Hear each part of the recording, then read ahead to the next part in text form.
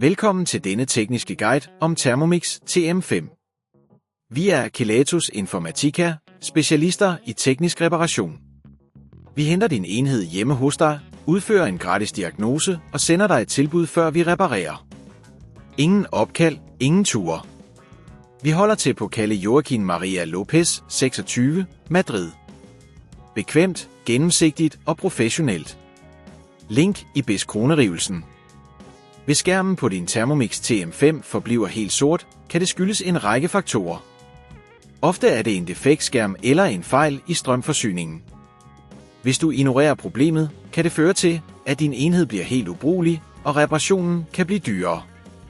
For at udføre reparationen skal du bruge en lille S-kronerugetrækker, en flad S-kronerugetrækker, en pincet og en ny skærm, hvis det er nødvendigt.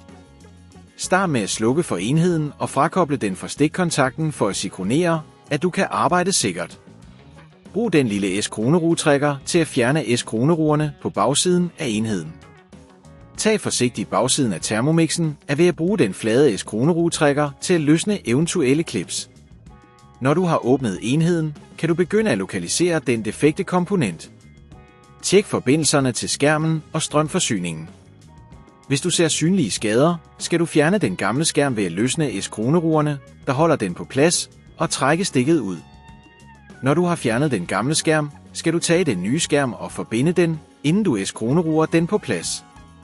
Sørg for at stramme S-kroneruerne, men vær forsigtig med ikke at overstramme dem, da det kan beskadige enheden. Når skærmen er på plads, skal du sørge for, at alle kabler er korrekt tilsluttet, og at der ikke er nogen løse forbindelser.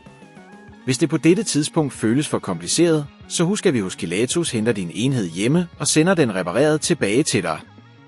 Når du er færdig med reparationen, kan du forsigtigt sætte bagsiden af enheden på igen og S-kroneruge den fast. Tænd for Thermomixen og kontrollere, om skærmen fungerer korrekt. For at forhindre, at problemet opstår igen, er det en god idé at beskytte din Thermomix mod overspænding ved at bruge en stabil strømforsyning. Sørg også for, at enheden ikke udsættes for fugt, da dette kan skade de elektriske komponenter. Hvis du ikke vil risikere at beskadige din enhed, så henter vi hos Kelatos den op, reparerer den og leverer den hjem til dig overalt i Danmark. Link i beskronerivelsen.